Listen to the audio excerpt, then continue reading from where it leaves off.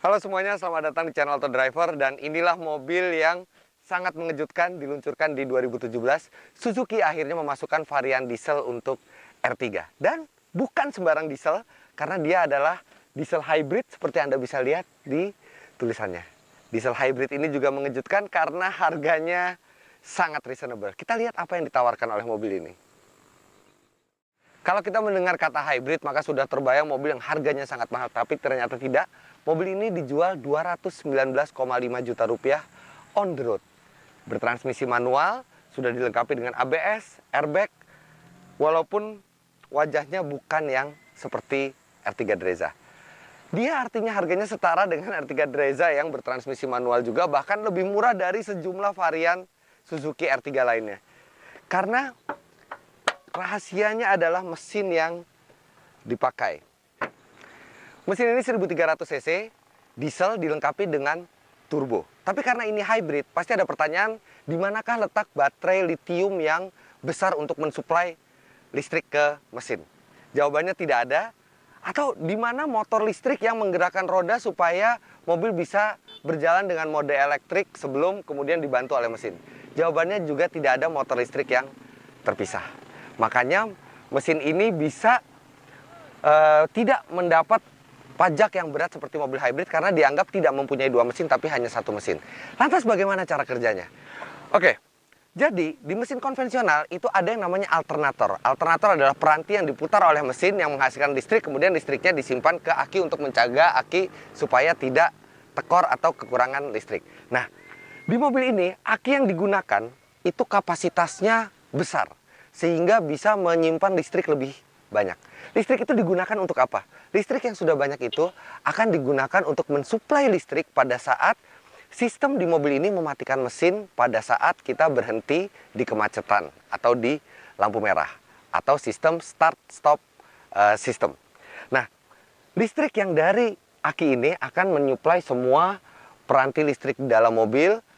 Kemudian pada saat mau men-start lagi, dia tidak menggunakan motor starter biasa, tapi aki ini akan memerintahkan alternator yang tadinya diputar oleh puli, sekarang bisa memutar puli untuk menyalakan mesin. Bahkan pada saat akselerasi, sebagian dari tenaga mesin itu akan dibantu oleh putaran dari alternator itu. Makanya sekarang disebutnya bukan alternator lagi, tapi ISG oleh Suzuki, yaitu Integrated Starter Generator.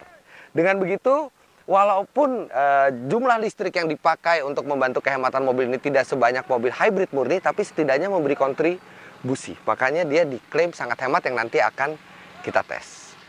Sebagai bukti, walaupun mesinnya ini sama persis dengan yang digunakan oleh Chevrolet Spin Diesel, output berbeda. Kalau di Spin Diesel, mesin ini menghasilkan tenaga 75 HP dan torsi 190 Nm. Di Suzuki, dengan bantuan sistem mild hybrid, sistem ini disebut oleh Suzuki sebagai mild hybrid, mesin ini menghasilkan 89 HP dan torsi 200 Nm yang sudah bisa didapat sejak 1750 RPM. Makanya dia juga diklaim lebih hemat.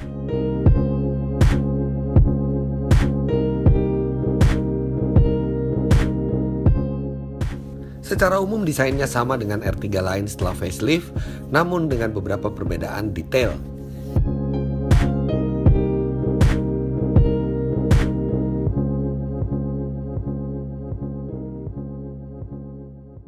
Untuk di kabin bagian depan, semuanya relatif sama, tapi ada beberapa perbedaan. Yang pertama adalah kalau Anda melihat ke kanan, sekarang ada tombol on-off untuk sistem start-stop. Head unit tetap menggunakan terintegrasi, namun dalam format yang paling sederhananya, dia juga belum touchscreen. Dan belum juga dilengkapi dengan sambungan telepon Bluetooth. Namun setidaknya kalau Anda memiliki gadget Apple atau Android dan memiliki kabel datanya, Anda tinggal hubungkan ke slot USB di depan, maka dia akan langsung bisa memutar musik dari handphone Anda. Sama seperti R3 lainnya, mobil ini memiliki instrumen dengan MID di tengah. Namun bedanya ia memiliki lagi lampu indikator berwarna hijau bertuliskan SHVS atau Smart Hybrid Vehicle by Suzuki. Lampu ini menyala saat sistem melakukan pengisian ulang ke aki.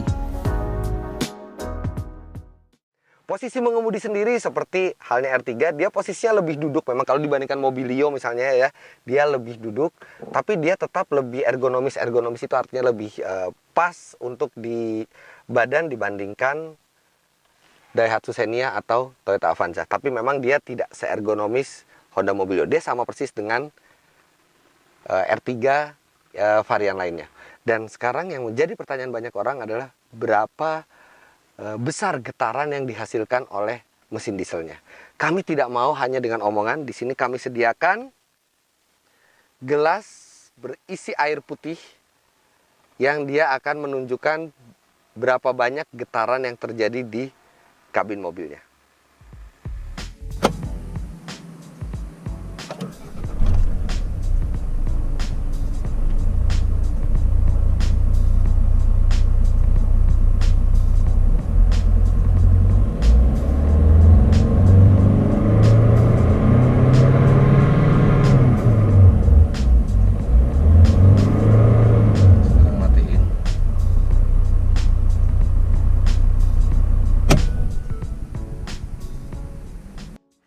Anda bisa lihat sendiri betapa kecilnya getarannya, dan memang kami juga merasakan hampir tidak ada getaran yang berbeda dibandingkan mesin bensin, kecuali mungkin pada saat starter pertama kalinya, karena diesel itu adalah mesin dengan kompresi yang sangat tinggi. Bahkan ketika pintu ditutup semua dan jendela itu rapat, itu benar-benar hening kabinnya. Kami tidak akan panjang lebar membahas akomodasi dan kepraktisan mobil ini karena memang masih mirip dengan R3 biasa. Dan untuk akomodasi, khususnya di baris kedua Anda bisa melakukan pergeseran kursi, sedangkan ruang kaki dan ruang kepala di baris ketiga memang terbatas.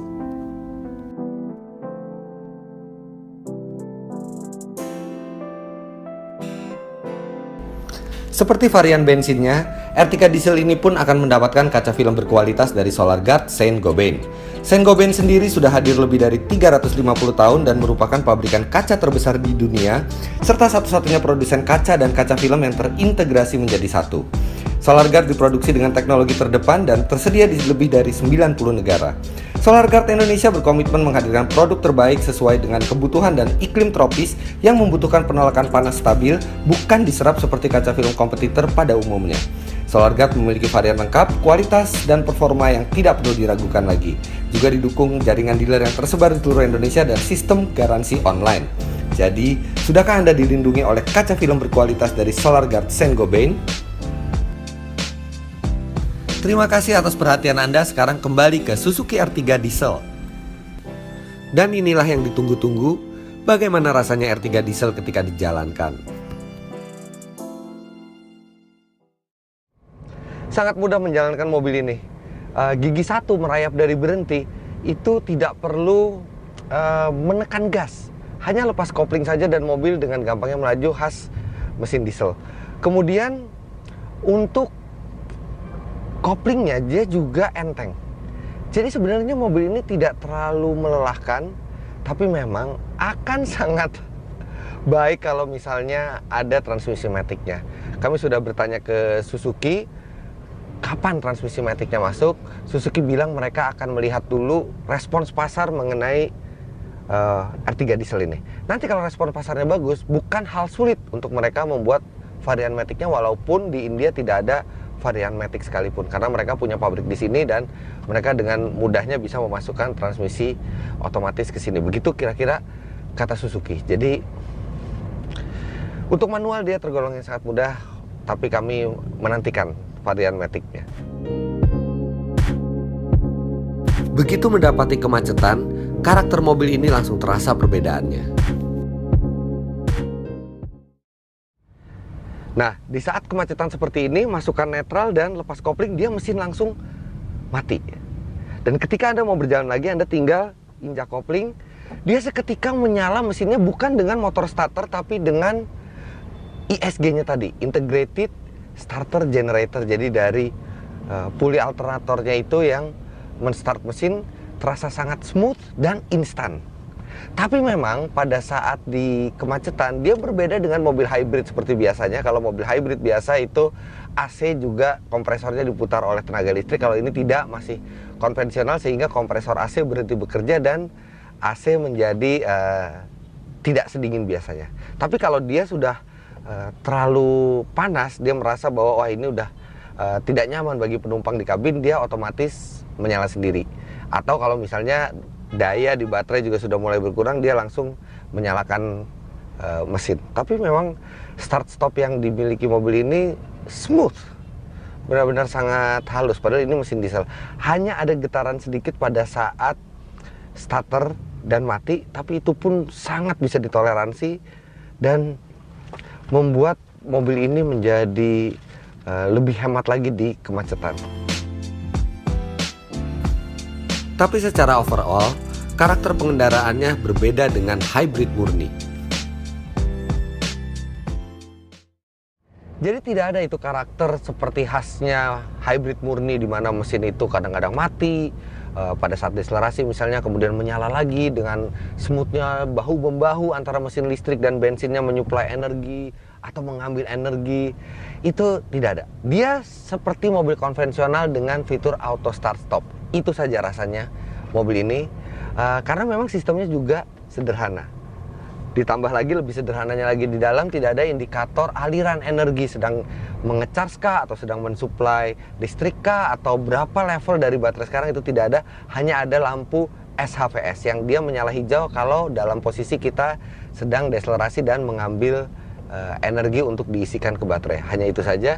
Jadi Anda pengemudi biasa juga tidak akan merasa kagok mengendarai mobil ini, karena rasanya benar-benar sama seperti mobil biasa, hanya ada auto start stop saja. Kami sudah mengetes mobil ini beratus-ratus kilometer dan seperti bisa diduga, hasil konsumsi bahan bakarnya sangat hemat. Di dalam kota, dia bisa menembus 18,4 km per liter kalau Anda selalu mengaktifkan fitur auto start stopnya. Tapi kadang saya juga malas mengaktifkan fitur tersebut karena AC tidak dingin seperti yang tadi saya jelaskan. Tapi tanpa auto start stop sekalipun, walaupun mesin itu masih berjalan di kemacetan, di dalam kota dengan kecepatan rata-rata 22 km per jam, mobil ini masih sanggup menembus di atas 17 km per liter. Dan itu impresif. Lantas yang unik adalah di rute tol, karena di rute tolnya tidak jauh berbeda dibandingkan di jalan raya dalam kota, karena kami mencatat di kecepatan rata-rata 90 km per jam, dia hanya mencatat 21,2 km per liter, bahkan lebih rendah dibandingkan klaim yang ada dari Suzuki dan BPPT ini. Tapi kami tahu penyebabnya. Penyebabnya adalah rasio gigi dari mobil ini yang terlalu tinggi. Jadi walaupun di gigi 5 dia lari 100 km per jam, itu putaran mesin masih 2400 rpm, dan itu sangat tinggi untuk diesel. Kemudian kami lakukan eksperimen lagi. Bagaimana kalau kita turunkan kecepatan rata-rata menjadi 80 km per jam di tol, sama-sama dengan menggunakan gigi 5, maka hasilnya kami mendapatkan 22,6 km per liter. Itu sama persis dengan klaim dari Suzuki dan BPPT. Turunkan lagi ke 70 km per jam, kami mendapatkan 24,8 km per liter. Dan ketika kami benar-benar turunkan sampai 60 km per jam berjalan konstan dengan gigi 5, itu kami bisa mencapai hampir 27 km per liter. Benar-benar luar biasa iritnya, hanya butuh giring yang lebih rendah rasionya. Jadi kami sangat sarankan kalau Suzuki mau mengembangkan lagi mobil ini, gunakan transmisi 6 speed manual. Apalagi ini transmisi manualnya juga sangat menyenangkan, perpindahannya sangat enteng dan presisi, sehingga kalau diberi satu rasio lagi yang lebih rendah, itu akan selain menjadi karakternya lebih sporty, juga konsumsi bahan bakarnya akan lebih hemat di kecepatan yang lebih tinggi. Tapi terus terang, hasil dari tes konsumsi BBM itu sempat membuat kami curiga. Karena kami punya pengalaman mencoba R3 yang bensin, terjadi kesalahan yang cukup besar dari MID-nya, antara data kehematan di MID dengan aktualnya. Jadi kami pun melakukan cross-check dengan metode full to full. Dan apa yang terjadi setelah kami mengecek akurasi dari MID, ternyata Hasil aktualnya tidak lebih boros daripada hasil di MID, bahkan hasil aktual yang kami dapatkan sedikit lebih irit daripada yang terbaca di MID. Sebenarnya, secara teknis mobil ini sudah dibuat untuk spek Indonesia. Bahkan, mesin telah diuji menggunakan solar biasa dan tidak bermasalah. Namun, Suzuki sebagai APM-nya hanya bisa merekomendasi mobil ini memakai BBM diesel non-subsidi seperti Pertamina Dex, Dexlite, Shell, atau Total. Itu juga untuk mendukung emisinya yang sudah Euro 3. Sama halnya seperti mobil bermesin bensin yang secara teknis bisa menggunakan premium, namun tetap direkomendasi APM-nya memakai oktan 91 ke atas.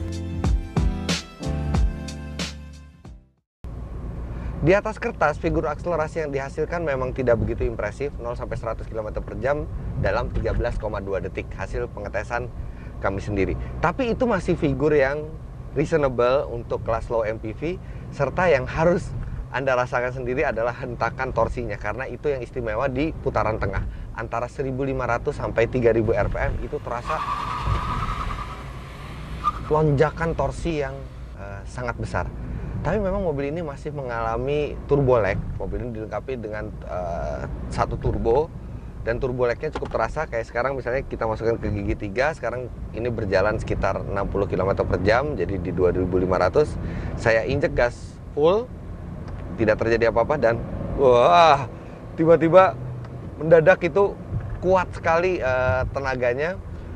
Jadi itu Anda harus hati-hati kalau misalnya menggunakan gigi 2, apalagi gigi 1, dan Anda menginjak gas penuh, karena 1 detik pertama tidak terjadi apa-apa, kemudian di detik kedua itu semua tenaga dan torsinya itu dimuntahkan oleh mesin. Namun bagi kami, yang sangat mengesankan adalah kehalusannya. Beberapa teman kami yang kami ajak naik mobil ini bahkan tidak sadar bahwa mobil ini adalah diesel. Dia mesin dieselnya halus, bukan hanya peredamannya, tapi dari luar pun memang mesin dieselnya itu tidak terlalu berisik, serta yang impresif adalah peredaman getarannya. Tidak akan ada perubahan kenyamanan antara R3 diesel dan ketika Anda naik ke yang bensin. Di sisi lain, kami juga menemukan beberapa kelemahan di mobil ini. Pertama adalah dia tidak ada auto lock, jadi kita harus mengunci sendiri setiap kali kita berjalan.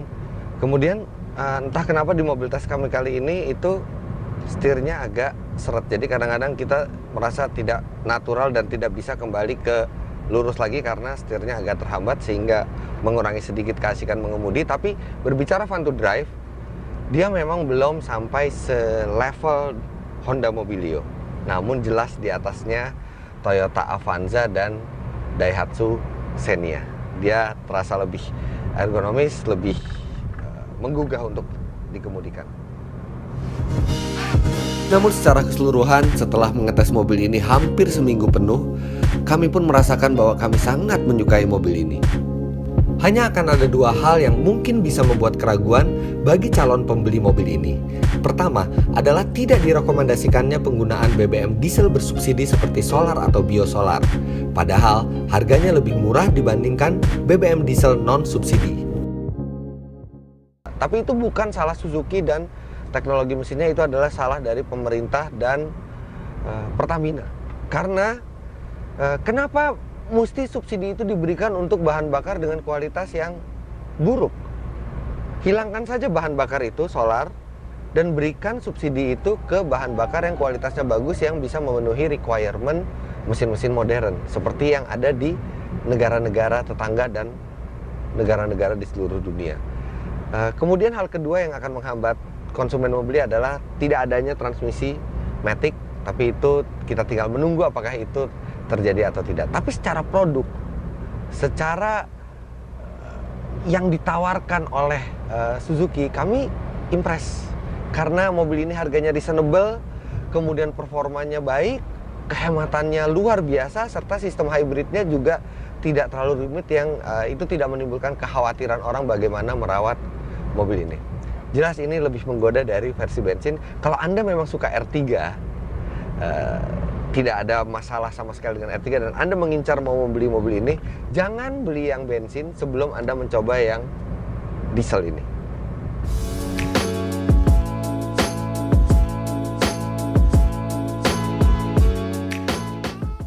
Jadi begitulah hasil review kami terhadap Suzuki R3 Diesel Hybrid ini. Jangan lupa Anda klik like bila menyukai video ini serta komentar di bawah.